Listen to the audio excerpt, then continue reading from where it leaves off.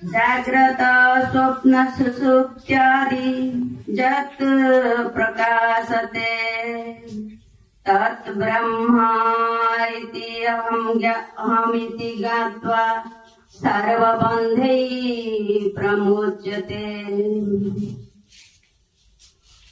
जाग्रत स्वप्न सुषुप्त्यादि प्रपंच जो शरीर रे देखा दिए से ही मु यह जानिबा आउ एही अहम को जानी आमे बंधन मुक्त हवा।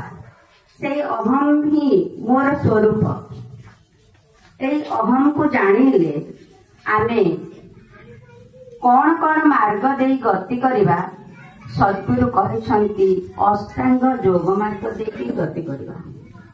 स्वस्वरूपे अवस्थान आमर गोटे सूत्र अच्छी समाधिपादर तृतीय सूत्रटी है तद्रष्टु स्वस्वरूपे अवस्थान।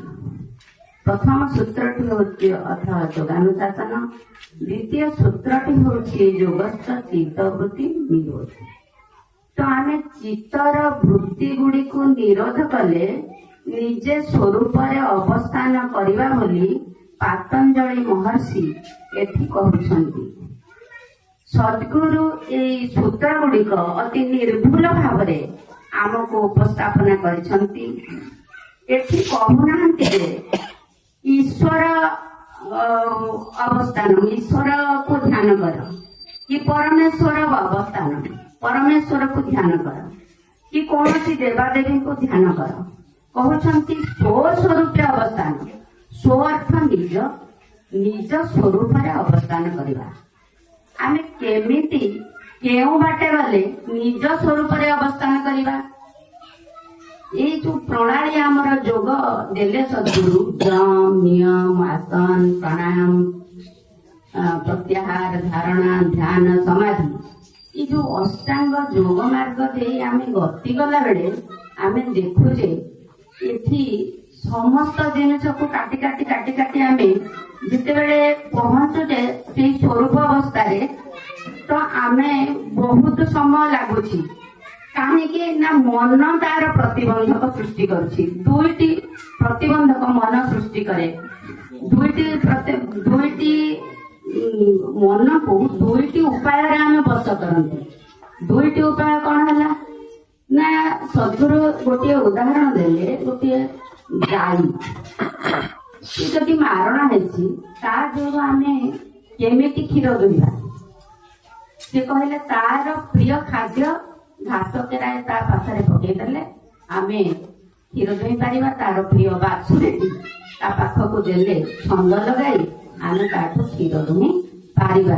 कारण मनेर मनुष्याणां कारण बोध मोक्ष। जदि आमे मन को मारिदवा समस्ते कहती मन को मारी दियो संकल्प कर नहीं कामनार विनाश दुखर विनाश आमे समस्ते शुणी।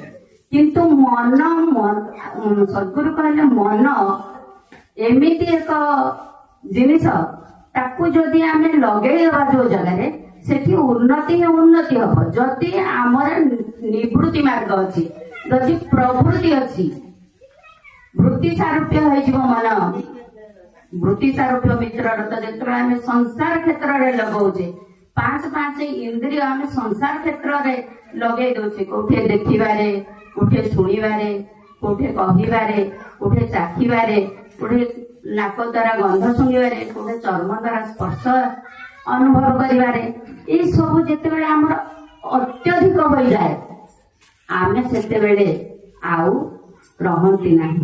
कारण गोटिए गोटिए जीव एथिरे बंधन रे पड़िसंती। मीन जीवा द्वारा आखि द्वारा पतंग पतंग करी स्पर्श माने आम हाथी होची स्पर्श इंद्रियर तार बहुत स्पर्श इंद्रिय स्पर्श कातर। तेणु ताकू जेतेबेले माहुंत जबत करे से गोटे चित्र हाथी देकी गोटे खणा खरी दे चित्र हाथी को देई ताकू जबत करे। नहले एडे बड़ हाथी को माहुंत केबे कबड़ करि पारिबो नै। सेमति आम मन को आमे जेतेबेले बसीभूत करिबा आमे केमिति बसीभूत करिबा से सूत्र गुड़िक आमको समाधिपाद तथा साधनपाद ସଦ୍ଗୁରୁ ଦେଇଛନ୍ତି। ଆଉ ଆମେ ଯେତେବେଳେ କାନ ଦ୍ୱାରା ହରିଣୀକୁ ଦେଖୁଛେ, କାନ ଦ୍ୱାରା ସେଇ ଶବ୍ଦ ଶୁଣି ଆମର ଯୋଉ ଆମ ଯିଏ ଶବର ନଉଛି ଆମର ମୃଗୁଣୀକୁ ମାରୁଛି, ତାର ସେ ଗୀତ ଗାଇ, କେତେ ସୁନ୍ଦର ମଧୁର ଗୀତ ଗାଇ ସେ ତାକୁ କଣ କରୁଛି ନା ଜବତ କରୁଛି, ଆଉ ସିଏ ଆୟତ ହେଉଛି, ସେ ତାକୁ ମାରି ଆଣୁଛି। ତେଣୁ ଆମର ଗୋଟିଏ ଗୋଟିଏ ଇନ୍ଦ୍ରିୟ ଯେତେବେଳେ ଆମେ ଦେଖୁଛେ, ଗନ୍ଧ ଭ୍ରମର ଦ୍ୱାରା ଆମେ ଭ୍ରମରକୁ ଦେଖୁଛେ ଯେ ପଦ୍ମ ଫୁଲ ଭିତରେ ରହିଛି ଭ୍ରମର, କିନ୍ତୁ ଜାଣୁନି କେତେବେଳେ ସୂର୍ଯ୍ୟାସ୍ତ ହୋଇଗଲାଣି। ତ ସେ ସେଇ ଭିତରେ ଗନ୍ଧ ଆହରଣ କରି କରି ଶେଷରେ ବୁଝି ହୋଇଯାଏ। ପଦ୍ମ ଯେତେବେଳେ ସୂର୍ଯ୍ୟ ପଳେଇଯାଏ ବୁଝି ହୋଇଯାଏ, ତ ସେ ସେତେବେଳେ ବାହାରି ପାରିନଥାଏ, ଆଉ ସେ ମୃତ୍ୟୁ ମୁଖରେ ପଡେ। ତେଣୁ ଏଇ ଯୋଉ ମନ ଅଛି, ଏ ମନକୁ ଆମେ ପାଞ୍ଚଟା ଇନ୍ଦ୍ରିୟର ସଂଯମ ନ କରିବା ଯାଏ ଆମେ ଭିତରକୁ ନେଇପାରିବା ନାହିଁ, ଅନ୍ତର୍ମୁଖୀ କରିପାରିବା ନାହିଁ। ତେଣୁ ସବୁ ଅବସ୍ଥାରେ ଆମେ ଦେଖୁଛେ ଯେ ସ୍ୱରୂପ ପ୍ରାପ୍ତି ହବା ପାଇଁ ଆମେ ଇନ୍ଦ୍ରିୟ ନିବୃତ୍ତି ବା ବିଷୟ ନିବୃତ୍ତି ହବାକୁ ପଡିବ। ତେଣୁ ବିଷୟୋନ୍ମୁଖୀ ମନ ଆମେ କେମିତି ନିବୃତ୍ତି ହବା, ସଦ୍ଗୁରୁ ଏତେ ଗୁଡିଏ ବହି ରଚନା କଲେ। ଏ ମନ ସ୍ୱଭାବେ ଚଞ୍ଚଳ କଦାଚ ନୁହଇ ନିଶ୍ଚଳ, ଏଣୁ ତୁ ମୋର ବୋଲ କର ଗୁରୁ କର ହେ ନିରନ୍ତର। ଗୁରୁ ବଚନରେ ଆମେ ଭିତରକୁ ଯିବା, ଆଉ ଭିତରର ଶବ୍ଦ ଶୁଣିବା। ଆଉ ଏ ଯୋଉ ଦୁଇଟି ଶବ୍ଦ ଆମର ଭିତରେ ଅଛି, ଗୋଟିଏ ଶୈତାନର ଶବ୍ଦ ଆଉ ଗୋଟିଏ ଆମ ଆତ୍ମାର ଶବ୍ଦ, ଆମେ ସେଇ ଆତ୍ମାର ଶବ୍ଦ ଶୁଣିଲେ ସ୍ୱରୂପ ପ୍ରାପ୍ତି ନିଶ୍ଚୟ କରିପାରିବା। ଭାଇ କହୁଥିଲେ ଯେ ଓଙ୍କାର ପ୍ରଣବ, ଆମର ପ୍ରଣବରେ ମଧ୍ୟ ସ୍ୱରୂପ ପ୍ରାପ୍ତି କରିପାରିବା। ଆମେ ଯୋଗସ୍ଥ ହୋଇ ଯେତେବେଳେ ଶ୍ୱାସ ସହିତ ଆମେ ଭିତରକୁ ଯାଆନ୍ତି, ଆମେ ସ୍ଥିର ସୁଖାସନରେ ଶୋଇ ଶ୍ୱାସ ପ୍ରଶ୍ୱାସରେ ମନ ଲଗାଇଲେ ବହୁଦିନର ମନ ଓ ପ୍ରାଣ ତାର ସାଥୀ। ସ୍ଥିର ଶରୀର, ସ୍ଥିର ମନ, ସ୍ଥିର ପ୍ରାଣ ହେଲେ ଆମେ ନିଜର ସ୍ୱରୂପ ପ୍ରାପ୍ତି କରିପାରିବା।